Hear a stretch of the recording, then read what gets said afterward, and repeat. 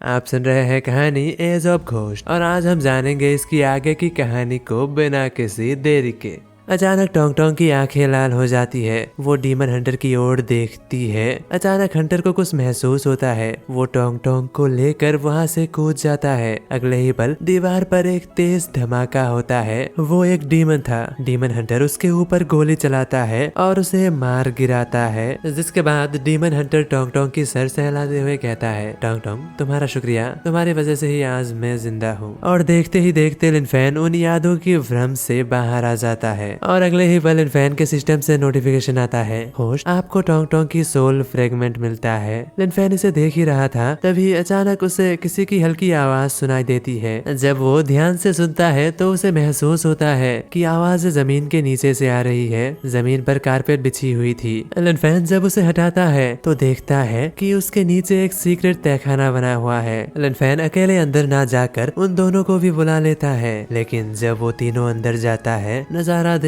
उनकी आंखें फटी की फटी रह जाती है। वहाँ कई लड़कियों को सेंध से बांध रखा गया था। उनके कपड़े फटे हुए थे और उनके पूरे शरीर में चोटों के निशान थे। लिनफेन की आंखों की हैरानी पल भर में गुस्से में बदल जाती है। वो जोर से कहता है, तुम कमीने वैम्पायर्स। उसकी आवाज सुन वो दोनों भी जल्दी जल्दी नीचे आ जाता है। सामने देख उनकी भी आंखें फटी की फटी रह जाती है। उनमें से एक लड़की कहती है, प्लीज हमें मत मारना, हम कुछ भी करने को तैयार हैं। उन सभी लड़कियों को डरा हुआ देख लिनफेन के साथ आई वो लड़की कहती है, डरो मत, हम कैप्टन के साथ नहीं हैं, हम यहाँ तुम्हारी मदद करने आए हैं। ये सुनकर उसे भरोसा नहीं होता। वो कहती है, क्या क्या सच में? जिसके बाद लिनफेन उन सभी की चेन को काट कर उन्हें आजाद कर देता है। लिनफेन के पास जो कि पहले से ही बहुत सी दवाइयाँ रखी हुई थी, वो उन्हें निकाल कर सभी को देता है। वही वो लड़की रोते हुए कहती है, आपका शुक्रिया हमें बचाने के लिए। वही लिनफेन उनमें से एक लड़की के हाथ में पट्टी बांध रहा था। वो कहता है, कोई बात नहीं, लेकिन तुम लोग यहाँ कैसे पहुँचे? उस लड़की की आंखों में आंसू आ जाती है। वो बताती है, उन सभी को दुनिया के अलग अलग कोने से अगवा करके लाया गया था और हमें वैम्पायर्स के ब्लड वाइफ के तौर पर रखा जाने वाला था, लेकिन इसके बावजूद भी इस शिप के लोग हमारे ऊपर रोज अत्याचार करते। यह सुनकर लिनफेन को गुस्सा आ जाता है। वो गुस्से में अपने हाथ में पकड़ी हुई चेन को ही तोड़ देता है। वो कहता है, जिसके बाद लिनफेन अपने नए दोस्त से पूछता है, क्या इन सभी को बाहर निकालने का कोई सेफ तरीका है? ये सुनकर वो कहता है, ये मुझ पर छोड़ दो। और अगले दिन वो उन सभी वैम्पायर्स को पार्टी देता है और पार्टी के बीच में अनाउंस करता है, तुम में से जो कोई भी सबसे ज्यादा शराब पी पाएगा उन्हें इनाम के तौर पर 10 मिलियन गोल्ड कॉइन मिलेंगे। पैसे के नाम सुनते ही उनकी आंखों में लालच झलक आती है। हर कोई गटागट शराब पीने लगता है और कुछ ही देर में सभी लोग ढेर हो जाता है। जिसके बाद प्लान के अनुसार उन सभी लड़कियों को वहां से निकालने लगता है। तभी अचानक उनमें से एक वैम्पायर बाहर आ जाता है और उन्हें देख लेता है, लेकिन इससे पहले कि वो कुछ भी कह पाता, लिनफेन उसे एक ही हमले में मार देता है। ये देखकर लिनफेन का नया दोस्त कहता है, ब्रदर लिनफेन, मुझे पता था कि तुम इतना भी सिंपल नहीं हो। और कुछ ही देर में वहाँ कई छोटे जहाज आ जाते हैं। लिनफेन उन सभी लड़कियों को नीचे उतार देता है और साथ ही उस स्लेव जिसे लिनफेन ने अपने दोस्त की मदद से खरीद लिया था, उसे कहता है,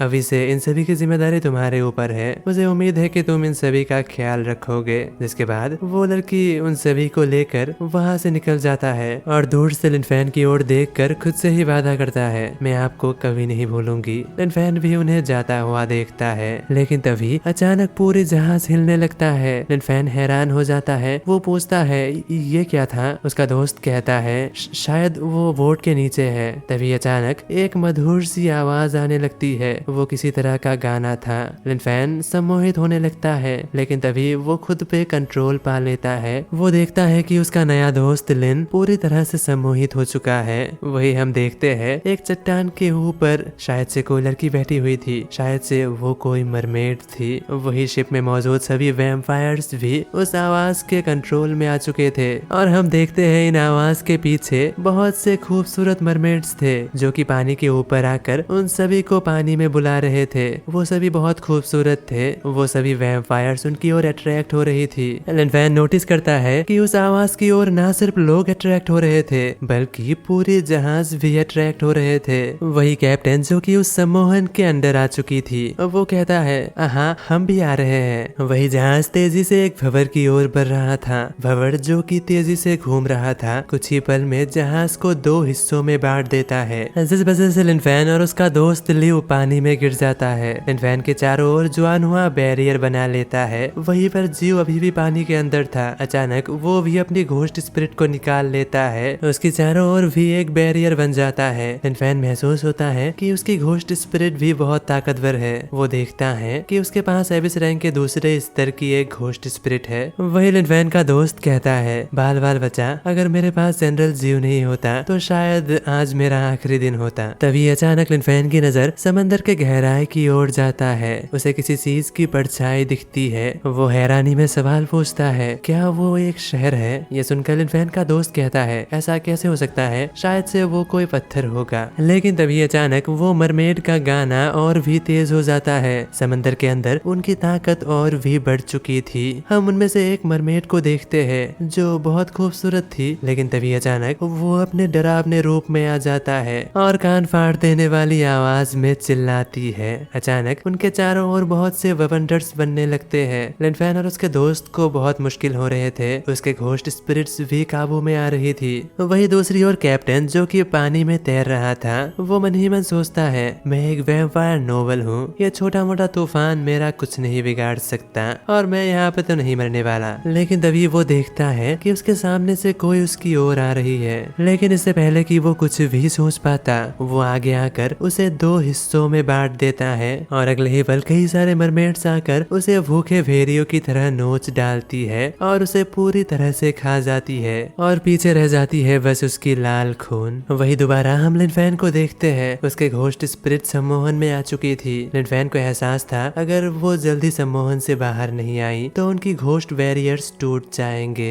लेकिन तभी अचानक कहीं से एक सोनिक वेव आती है जिस वजह से सम्मोहन टूट जाती है। लिन फैन के सभी घोस्ट स्पिरिट सम्मोहन से बाहर हो चुकी थी और तुरंत ही जुआन हुआ लिन फैन और उसके दोस्त को लेकर वहाँ से टेलीपोर्ट होकर समंदर से बाहर आ जाती है। लेकिन बाहर आने के बावजूद भी वो मरमेड पीछा करते हुए वो भी बाहर आ जाती है। मरमेड्स को दोबारा देखकर वो दोनों एक साथ कहता है दोबारा नहीं। तभी अचानक लिन फैन के सामने से एक बड़ा सा मछली जैसा स्पिरिट आती है जो कि एक सोनिक अटैक करता है। अटैक की वजह से वो सभी मरमेड्स दोबारा से अंदर चली जाती है। शायद से उन्हें इस आवाज से डर लगता था। उस बड़ी सी घोस्ट स्पिरिट के ऊपर उसकी घोस्ट मास्टर जो कि एक खूबसूरत सी लड़की थी, वो आगे आकर कहती है हाय क्या तुम दोनों ठीक हो? उसका नाम मोनिका था और वो 3rd लेवल की घोस्ट मास्टर थी। उसे देखकर लिन फैन मुस्कुराकर कहता है हमें बचाने के लिए आपका बहुत बहुत शुक्रिया, अगर आप नहीं आते तो शायद हम बहुत बड़े मुसीबत में आ जाते। लिन फैन का दोस्त कहता है मैं अपना सफर यहीं पे खत्म करना चाहूंगा। लिन फैन की बात सुनकर उस लड़की के चेहरे पर एक बड़ी सी मुस्कुराहट आ जाती है। वो कहती है अच्छा है कि तुम दोनों ठीक हो और अचानक वो अपने पास से 2 गन निकाल कर उन दोनों के ऊपर तान देती है। वो कहती है अगर तुम्हारे पास 10 मिलियन नहीं है तो तुम दोनों आज यहाँ पे मरने के लिए तैयार हो जाओ। लेकिन ये सुनते ही लिन फैन का दोस्त मुस्कुराते हुए आगे आता है अरे अरे गन की क्या जरूरत है, आप 10 मिलियन नहीं आप 30 मिलियन रख लीजिए। वही लिन फैन का चेहरा देखने लायक था। वो कहता है